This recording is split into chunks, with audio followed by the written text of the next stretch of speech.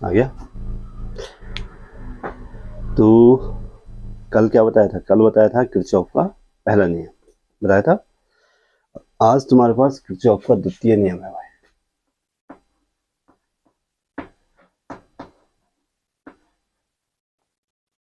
Kirchhoff का द्वितीय नियम। और जो किरचॉफ का द्वितीय नियम है, इसको वोल्टता का नियम बोलते हैं। इसको बोलते हैं वोल्टता नियम, या इसी को ऊर्जा संरक्षण नियम भी है। ऊर्जा संरक्षण नियम,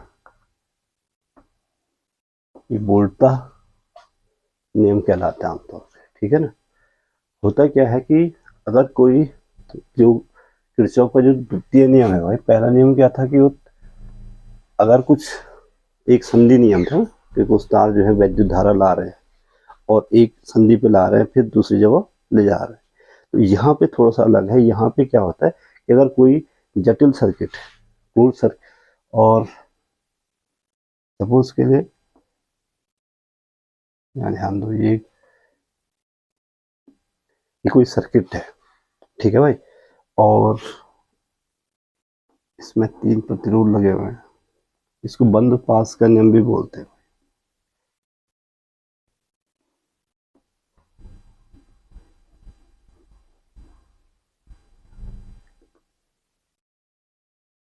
ये कोई क्लोज सर्किट है।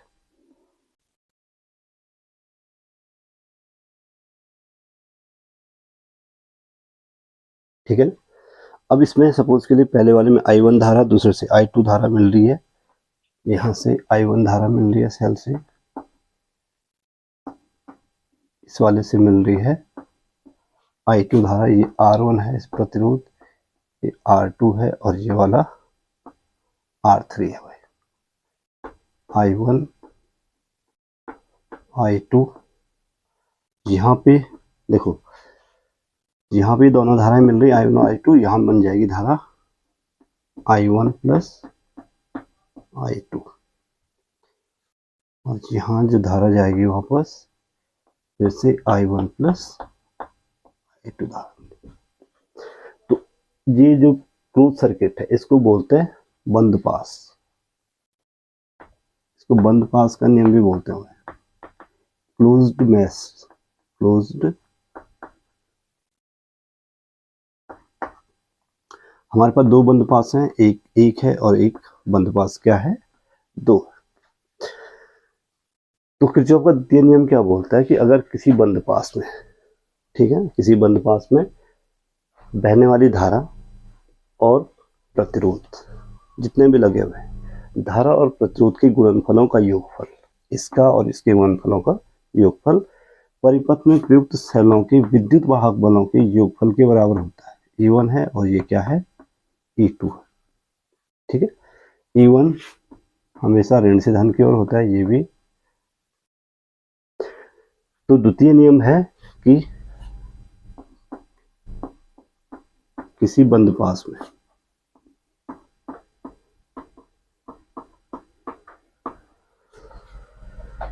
बहने वाली धारा, बहने वाली धाराओं एवं संगत प्रतिरोधों के गुणनफल का योगफल, प्रतिरोधों के गुणनफल का योगफल प्रयुक्त सेलों के विद्युत वाहक बल, विद्युत वाहक बलों के योगफल के बराबर होता है, योगफल के बराबर होता है। ये परिभाषा है जो आपको याद रखनी है, यानी कि हम इसको कहते हैं अगर गणितीय रूप में लिखें sigma I R equal to होता है भाई सिग्मा ई। सिग्मा सिग्मा क्या दिखाता है, सिग्मा का मतलब होता है समेशन यानी कि योगफल। तो अगर कोई बंद पास है तो बंद पास में जो धारा बह रही है, ठीक है, और संगत प्रतिरोध का जो गुणनफल है वो जो है इसके योगफल के गुणनफलों का जो योगफल है वो जो है प्रयुक्त सेलों के विद्युत वाहक बलों के योगफल के बराबर होता है। और ध्यान रहे इसमें इस नियम के लिए जो कंडीशंस हैं, एस्टिक्स का मतलब क्या होता है, स्टार का मतलब होता है कंडीशन अप्लाइड। तो इसके लिए कुछ कंडीशंस हैं इस नियम को प्रयुक्त करने के लिए। और पहला जो कंडीशन है वो ये है भाई कि अगर हम धारा की दिशा में चलते हैं, पहला जो कंडीशन है वो ये है कि धारा की दिशा में धारा तथा प्रतिरोध का गुणनफल, धारा तथा प्रतिरोध का गुणनफल धनात्मक लेंगे, धनात्मक, तथा विपरीत दिशा में, तथा विपरीत दिशा में क्या लेंगे भाई, ऋणात्मक लेंगे। पहली कंडीशन ये है कि धारा की दिशा में, देखो ये धारा की दिशा है और हम इसको क्लोज सर्किट बनाएं, ये धारा इधर को बह रही है और ये वाली धारा इसके विपरीत है ना, I2 धारा। अगर हम इस वाले उसमें देखें I और R, तो ये जो धारा की दिशा है ये इस धारा गुणनफल की क्या है, ये विपरीत है ना। देखो ये वाला तो धारा की दिशा में है और जब इसका ले रहे हैं ये I2 वाले का तो धारा इधर को बह रही है, ठीक। तो I2 और R2 तो होगा ऋणात्मक और I1 और R1 होगा क्या, धनात्मक, ठीक। और दूसरा जो कंडीशन है वो ये है कि विद्युत वाहक बल सेल के ऋण से धन ध्रुव की ओर की दिशा में धनात्मक लेते हैं। और ऋण से धन ध्रुव में क्या लेंगे, धन से ऋण की ओर तो ऋण से धन की ओर धनात्मक और धन से ऋण की ओर क्या लेंगे, ऋणात्मक लेंगे। लिखने की जरूरत नहीं है ना, ठीक है। अब चित्र में देखो, चित्रानुसार 3 प्रतिरोध है भाई, 3 प्रतिरोध R1 R2 तथा R3 में धाराएं कितनी हैं, धाराएं क्रमशः I1 है भाई, पहले प्रतिरोध में I1 धारा है, दूसरे में कितना है I2 तथा तीसरे प्रतिरोध में कितनी धारा है, इस वाले में I1 प्लस I2 है, I1 प्लस I2 है। प्रयुक्त सेलों के विद्युत वाहक दो सेल प्रयुक्त हैं, तो क्या क्या है भाई, क्रमशः E1 तथा E2। तो अब ध्यान से देखो यहाँ पे 2 बंद पास मिल रहे हैं ना, तो बंद पास 1 के लिए, बंद पास 1 के लिए जब किरचॉफ का नियम लगाएंगे क्लोज सर्किट 1 में, तो देखो I1 R1, देखो सिग्मा आई आर बराबर सिग्मा ई होना है, तो I1 R1 I1 धारा की दिशा में ले रहे हैं, ठीक। I2 R2 धारा के विपरीत है भाई, I2 ये माइनस हो जाएगा और E1 इसी डायरेक्शन में है, E2 के लिए है विपरीत डायरेक्शन हो गया, तो E1 माइनस E2, ठीक है। और ये तो हुआ पहले बंद पास के लिए। और बंद पास 2 के लिए, बंद पास 2 के लिए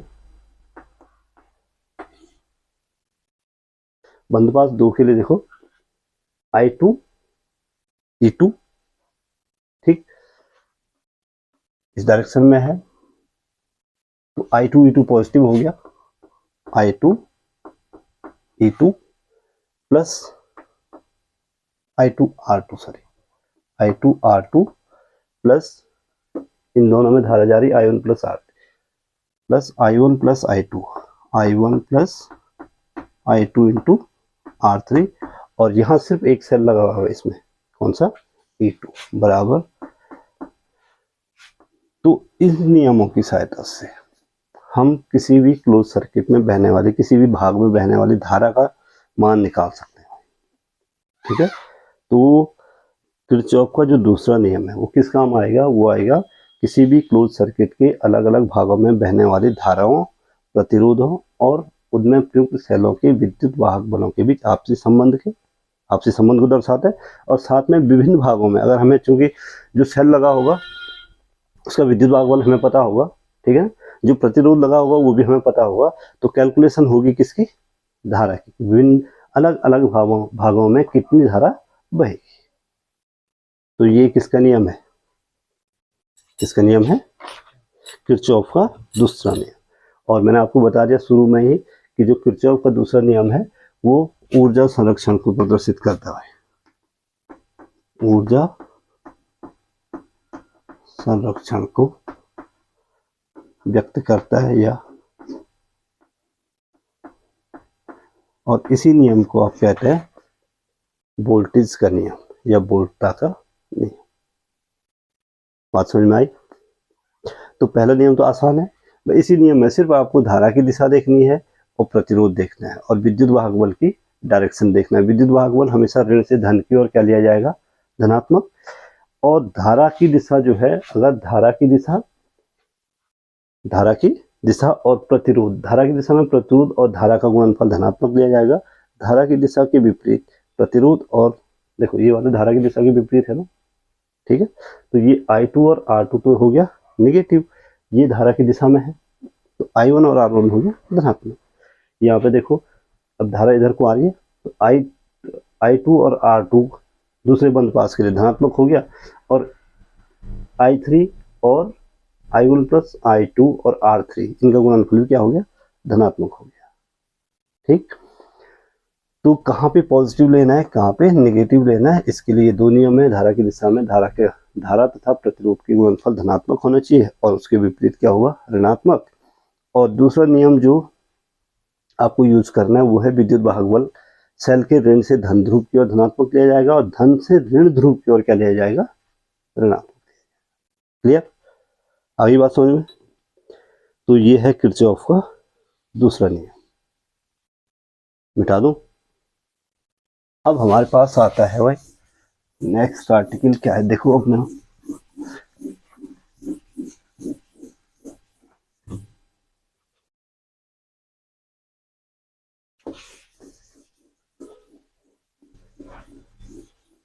किरचॉफ के नियम हो गए। अब जो नेक्स्ट आर्टिकल है भाई ये है प्रतिरोधों का संयोग। प्रतिरोधों का नेक्स्ट हेडिंग बनाओ, प्रतिरोधों का संयोग।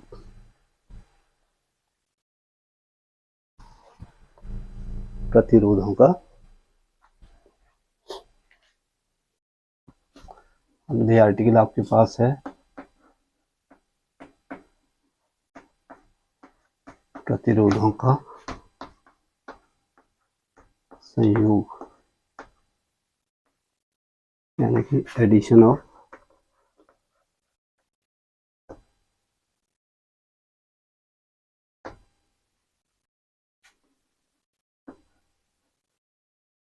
रेजिस्टेंसेस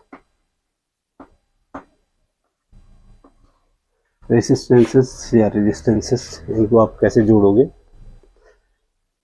अब क्या होता है कि आपने इससे पहले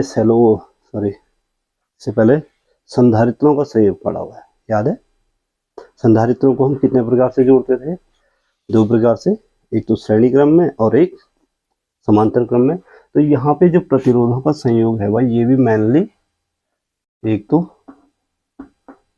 श्रेणी क्रम में जुड़ेगा और एक जुड़ेगा समांतर क्रम में।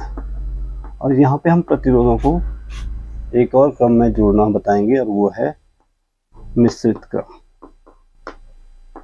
3 प्रकार का संयोग आपके पास आएगा, श्रेणी क्रम, समांतर क्रम और मिश्रित क्रम। अब होता क्या है, क्यों जरूरत पड़ती है इसको? सबसे पहले तो ये समझो कि प्रतिरोधों को जोड़ना क्यों है। तो प्रतिरोधों को जोड़ना इसलिए है क्योंकि आपके पास जो स्टैंडर्ड प्रतिरोध है भाई, ठीक है ना, वो सपोज के लिए 1 माइक्रोम, 2 माइक्रोम, 3 माइक्रोम, ऐसे हैं, 4 माइक्रोम, 10। अब आपको कहीं पे प्रयोग करते समय या भी किसी भी इलेक्ट्रिकल सर्किट में आपको 1.5 माइक्रोम का क्या चाहिए? प्रतिरोध चाहिए, जो आपके पास नहीं है, स्टैंडर्ड प्रतिरोध में नहीं है। तो अगर हमें कहीं पर किसी भी वैद्युत परिपथ में ऐसे प्रतिरोध की आवश्यकता पड़ती है जो कि हमारे पास उपलब्ध नहीं है, तो हम क्या करते हैं कि 2 या 2 से अधिक प्रतिरोधों को इस प्रकार से जोड़ते हैं कि उनका जो तुल्य प्रतिरोध हो वो हमारे वांछित प्रतिरोध के बराबर हो, जो हमको चाहिए वो मान हो। तो यहाँ पे जो तुल्य प्रतिरोध, ये तुल्य प्रतिरोध या परिणामी प्रतिरोध, इसको बोलते हैं तुल्य प्रतिरोध या परिणामी प्रतिरोध, या आपको जो चाहिए वांछित प्रतिरोध, इसको बोलते हैं वांछित प्रतिरोध प्राप्त करने के लिए। और तुल्य प्रतिरोध, परिणामी प्रतिरोध या वांछित प्रतिरोध क्या होता है? जो कि आपको किसी भी सर्किट में लगाना है, ठीक है। तो इसको प्राप्त करने के लिए, तुल्य प्रतिरोध को प्राप्त करने के लिए हम क्या करते हैं? प्रतिरोधों का संयोग करते हैं कि हमें ये वाला प्रतिरोध चाहिए, इतने ओम का प्रतिरोध चाहिए, इतना माइक्रो ओम का प्रतिरोध चाहिए। तो यहाँ पे अगर प्रतिरोधों को जोड़ना है तो सबसे पहले नंबर फर्स्ट हम ले लेते हैं श्रेणी क्रम में, श्रेणी क्रम यानी कि इन सीरीज। और श्रेणी क्रम बहुत ही आसान है कि श्रेणी बनानी। आप देखो, एक ह्यूमन चेन बनाओ, आप इमेजिन करो कि आप 10 लड़के एक लाइन में खड़े हैं, ठीक है ना, और पहले लड़के का, पहला जो लड़का है, ठीक है, वो दूसरे वाले के दाईं तरफ खड़ा है, दूसरा वाला तीसरे के दाईं तरफ खड़ा है, तीसरा चौथे के दाईं तरफ खड़ा है। और वो पहला वाला देखो, पहले वाले का जो बायां हाथ, जो दायां हाथ होगा दूसरे वाले के बाएं हाथ पे, दूसरे का जो दायां हाथ होगा तीसरे के बाएं हाथ पे होगा। लास्ट वाले का देखो, पहले वाले का बायां हाथ छूट जाएगा, लास्ट वाले का दायां हाथ खाली छूट जाएगा। तो ठीक इसी प्रकार से हम प्रतिरोधों को भी जोड़ते हैं कि पहले प्रतिरोध के दूसरे सिरे को, ध्यान से सुनो, पहले प्रतिरोध के दूसरे सिरे को दूसरे प्रतिरोध के पहले सिरे से, दूसरे प्रतिरोध के दूसरे सिरे को तीसरे प्रतिरोध के पहले सिरे से, तीसरे प्रतिरोध के दूसरे सिरे को चौथे प्रतिरोध के पहले सिरे से जोड़ते चले जाते हैं, यानी सिरों को जोड़ते चले जाना है। नोट कर लो जो मैं बोल रहा हूँ, ठीक है ना। तो देखो हमारे पास 3 प्रतिरोध हैं। अगर मैं यहाँ पे सिर्फ ये पहला प्रतिरोध है, इसका देखो, ये इसका पहला सिरा है, ये दूसरा सिरा है, इसको दूसरे प्रतिरोध के पहले सिरे से जोड़ दें। दूसरे प्रतिरोध का ये दूसरा सिरा है, इसको तीसरे प्रतिरोध के पहले सिरे से जोड़ दें, और इस प्रकार से जोड़ते चले जाएं। और इनके बीच में एक सेल जोड़ दें, चाहो तो एक कुंजी जोड़ दो। ये श्रेणी क्रम में 3 प्रतिरोध जुड़े हैं, R1, R2 और R3। एक सेल जुड़ा हुआ है जिसका विद्युत वाहक बल E है, और एक अपनी सुविधा के लिए हमने एक कुंजी जोड़ दी है। क्या जोड़ दी? ठीक है ना। तो ये बिंदु है A, ये B, इस बिंदु को हम ले लेते हैं C, इस बिंदु को हम ले लेते हैं क्या? D। यहाँ से I एम्पियर की धारा आई इस सेल से, यहाँ भी I एम्पियर की धारा जाएगी, इसमें भी I धारा जाएगी, आगे भी I धारा जाएगी, और इसमें भी I धारा जाएगी, क्योंकि सीरीज में जुड़े हुए हैं। वापस I धारा D पे प्राप्त हो जाएगी, ठीक है। और इसमें एक चीज ध्यान रखना है कि जब हम प्रतिरोधों का संयोग आपको बता रहे हैं तो इसका मतलब है प्रतिरोध आदर्श है भाई। जो प्रयुक्त प्रतिरोध है अब आदर्श प्रतिरोध क्या होता है?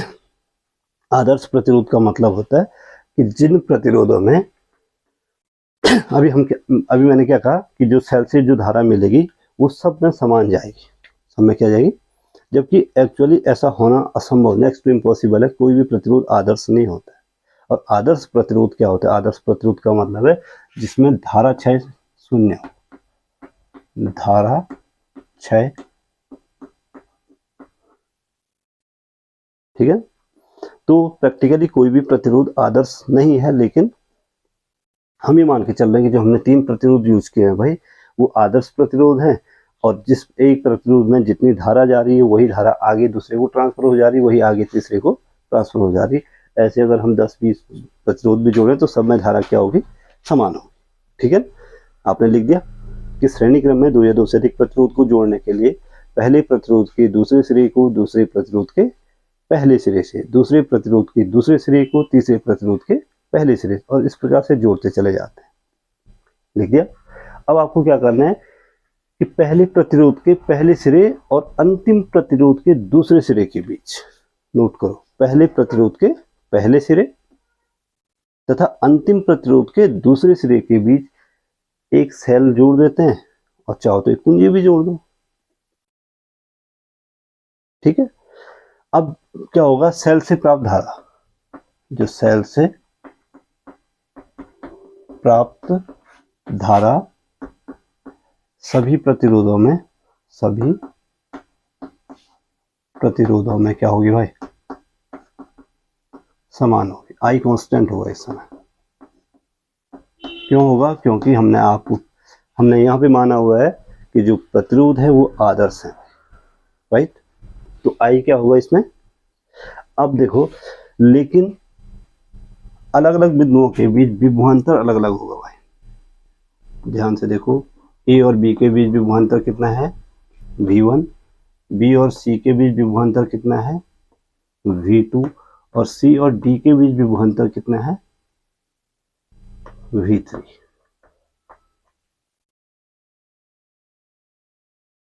परंतु उनके सिरों के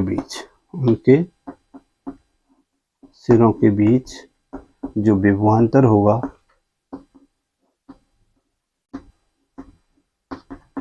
भिन्न भिन्न होगा।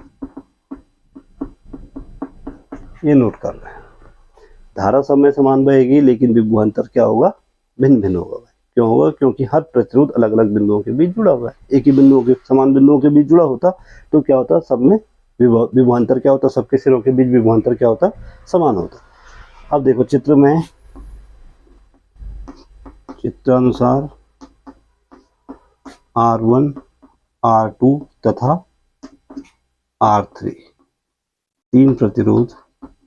तीन आदर्श प्रतिरोध हैं। 3 प्रतिरोध बिंदुओं ए तथा डी के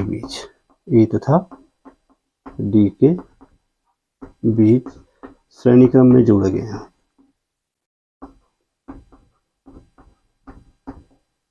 श्रेणी क्रम में जोड़े गए समय धारा, सेल से समय धारा क्या हो रही है? बराबर आ रही है। इनके सिरों के बीच विभवांतर, सिरों के मध्य विभवांतर अगर क्रमशः हम क्या क्या लिया है भाई? हमने V1, V2 और V3 हो, तो ओम के नियम से, ओम का नियम क्या बोलता है? V equal to I into R. तो V1 इक्वल टू हो जाएगा I R1, V equal to I R. तो V1 इक्वल टू I और R1। V2 बराबर कितना हो जाएगा? I R2। और V3 बराबर हो जाएगा भाई I R3। V3 बराबर, यदि ए तथा डी के बीच विभवांतर कैपिटल V होगा, तो V बराबर हो जाएगा V1 plus V2 plus V3, ठीक है ना।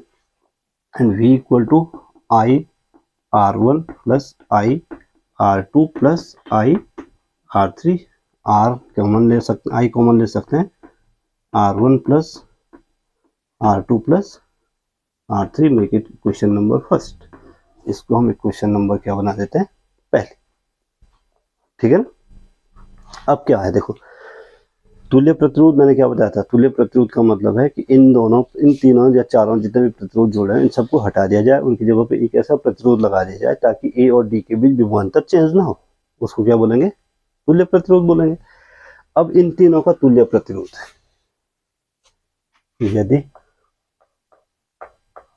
R1, R2 और R3 का तुल्य प्रतिरोध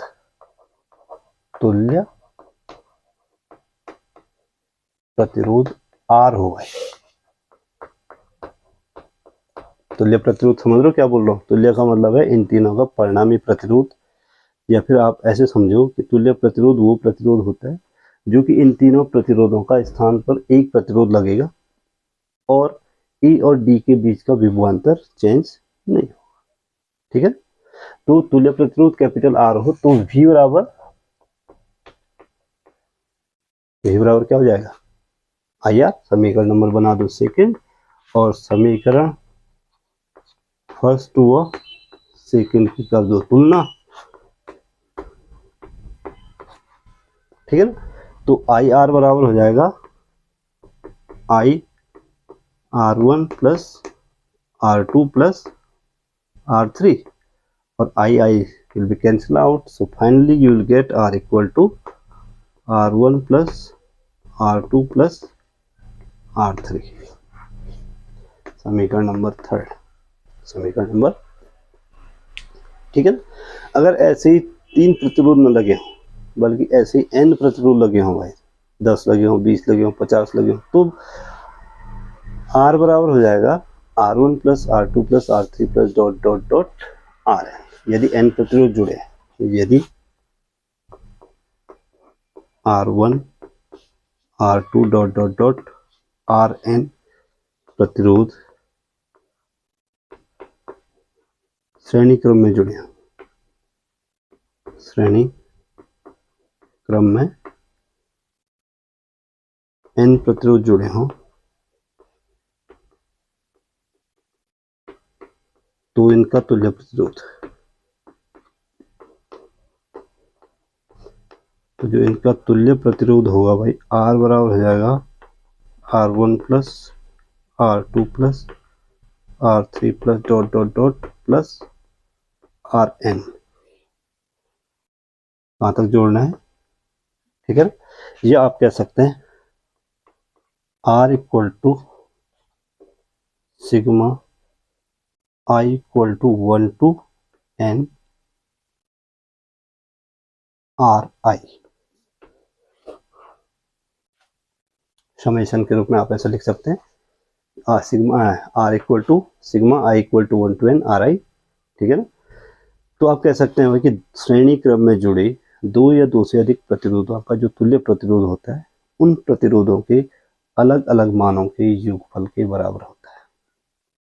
क्या समझे, श्रेणी क्रम में जुड़े दो या दो से अधिक प्रतिरोधों का जो तुल्य प्रतिरोध होगा या जो परिणामी प्रतिरोध होगा उसका जो मान होगा वो उन प्रतिरोधों के अलग अलग मानों के सीधे योगफल के बराबर होगा। ध्यान रहे ये ठीक जो है जब आपने संधारित्रों का संयोग किया था, ठीक है ना, तो उसमें श्रेणी क्रम में जो है व्युत्क्रम में जुड़ा था और समांतर क्रम में डायरेक्ट जुड़ा था, जैसे ये जुड़ रहा।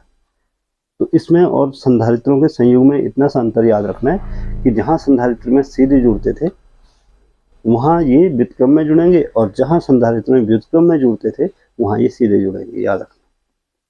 ठीक है, तो ये है तुम्हारा संधारित्रों का प्रतिरोधों का श्रेणी क्रम में संयोग। अब हमारे पास जो नेक्स्ट आर्टिकल आएगी प्रतिरोधों का समांतर क्रम में संयोग, मिटा दो इसको, ये आ गई बात समझ। अब हम सिर्फ इन्हीं प्रतिरोधों को हम समांतर क्रम में जोड़ेंगे और देखेंगे कि इनका तुल्य प्रतिरोध कितना आता है भाई।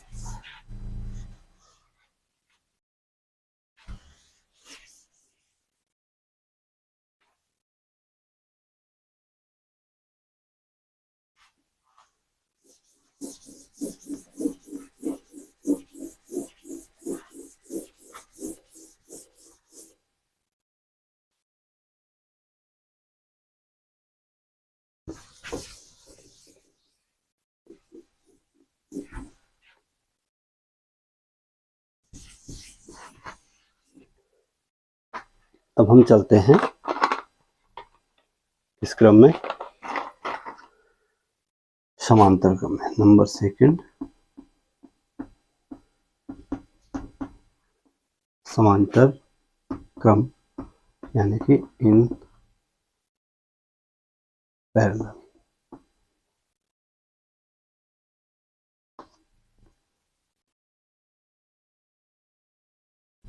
तो समांतर क्रम में क्या करना है कि जितने भी प्रतिरोध दिए हैं भाई, श्रेणी क्रम में क्या किया था हमने, एक सीरीज में जोड़ दिया था, एक के दूसरे से दूसरे का पहला सिरा, दूसरे के दूसरे से तीसरे का पहला सिरा।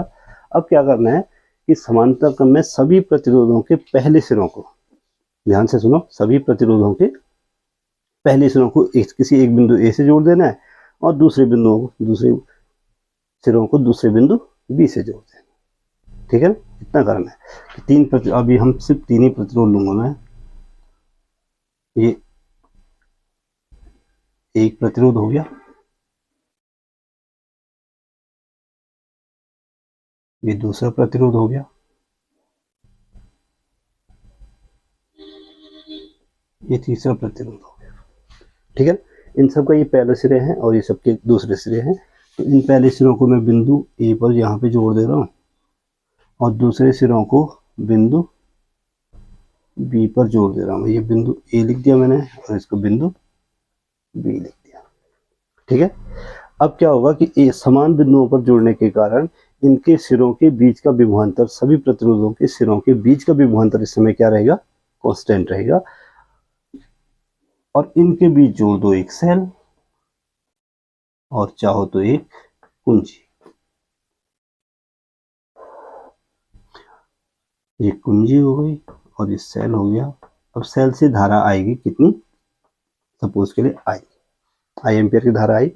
बिंदु ए पर जो आई एम्पियर की धारा आएगी वो तीन भागों में बटेगी भाई। एक में जाएगी I1, दूसरे में जाएगी सपोज के लिए I2 और तीसरे में गई I3। और बिंदु बी पर पुनः कलेक्ट होंगी। यहाँ से धारा I1 आई, यहाँ से धारा I2 आई और यहाँ से धारा क्या आई, I आई। बिंदु बी पर बन गया फिर से धारा कितनी, I। तो I बराबर कितना हो जाएगा, I बराबर हो जाएगा I1 plus I2 plus I3। हो जाएगा, नहीं हो जाएगा? क्योंकि प्रतिरोध जो है ये R1 है, ये R2 है और ये क्या है, R3 है। ये आदर्श प्रतिरोध है, इनके सिरों के बीच इनमें जब धारा बहती है तो कोई भी धारा क्षय नहीं हो रहा है। ठीक है ना, ए और बी के बीच जो विभवांतर है वो सपोज के लिए कैपिटल वी है भाई। ए और बी के बीच विभवांतर कितना है, बिंदुओं ए और बी के बीच कैपिटल वी है। तो ये सारे प्रतिरोधों के लिए विभवांतर यही होगा। ठीक है, तो आप अगर थ्योरी लिखना चाहो तो आप लिख सकते हो जो मैं बोल रहा हूँ कि समांतर क्रम में दो या दो से अधिक प्रतिरोधों को जोड़ने के लिए सभी प्रतिरोधों के पहले सिरों को बिंदु ए पर तथा दूसरे सिरों को दूसरे बिंदु बी पर जोड़ देते हैं। ठीक है ना, ए तथा बी के बीच एक धारा स्रोत, वैद्युत स्रोत या फिर सेल कुछ भी लगा देते हैं जिससे कि हम परिपथ में धारा लेंगे और एक कुंजी लगा देंगे। ठीक है ना, वैद्युत सेल से मिलने वाली धारा आई। चित्र में जो है हमने R1, R2 और R3 तीन प्रतिरोधों को श्रेणी समांतर क्रम में जोड़ा हुआ है बिंदुओं ए और बी के बीच। सेल से मिलने वाली धारा I बिंदु ए पर तीन भागों में बढ़ जाती है। I1 पहले प्रतिरोध में जाती है I1, दूसरे में जाती है I2, तीसरे में जाती है I3 तथा पुनः बी पर संयोजित होकर I धारा प्राप्त होती है। क्योंकि आदर्श प्रतिरोध है, इनमें कोई धारा क्षय नहीं हो रहा। राइट, अब क्या होता है, तो I बराबर क्या हो जाएगा, I बराबर हो जाएगा I1 plus I2 plus I3। इसको समीकरण नंबर में फर्स्ट बना देता हूँ। ठीक है, क्योंकि सभी प्रतिरोध बिंदुओं ए और बी के बीच जुड़े हैं इसलिए इनके बीच का जो विभवांतर है वो समान होगा। क्योंकि सभी प्रतिरोध समान बिंदुओं ए तथा बी के बीच जुड़े।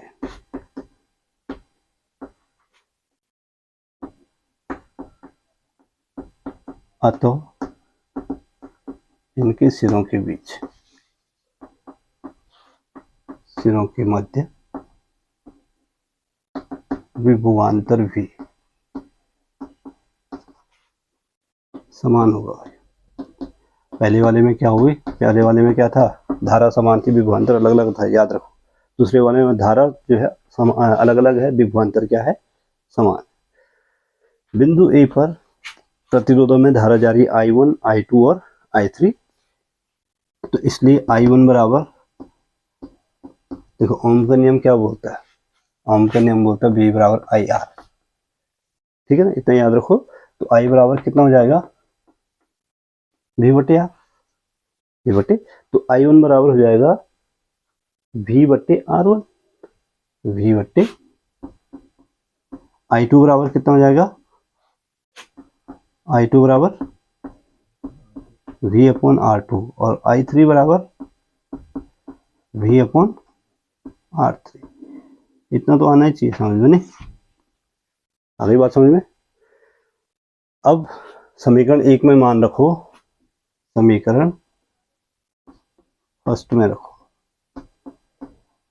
तो समीकरण फर्स्ट में रखेंगे तो I बराबर हो जाएगा I1 का मान V upon R1 plus V upon R2 plus V upon R3।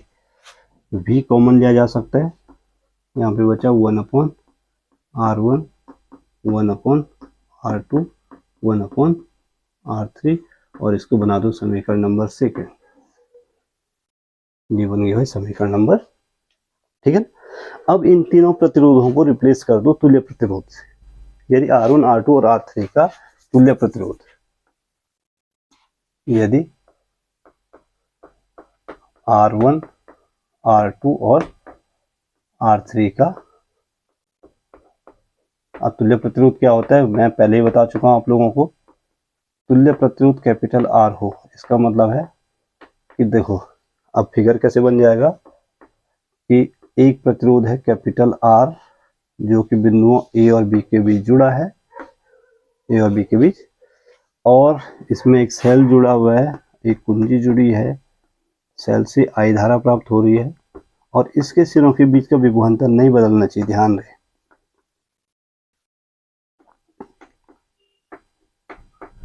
वापस I धारा मिल जा रही है, ठीक है ना, यही था।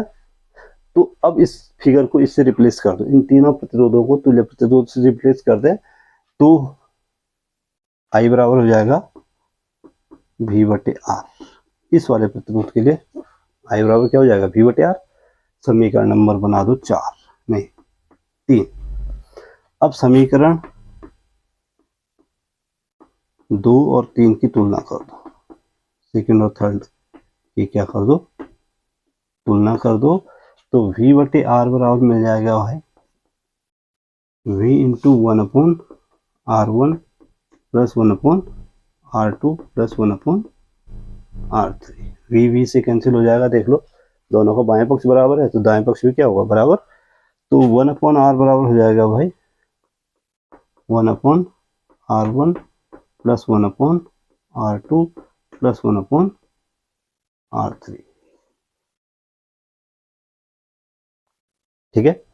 तो यहां आप कह सकते हैं कि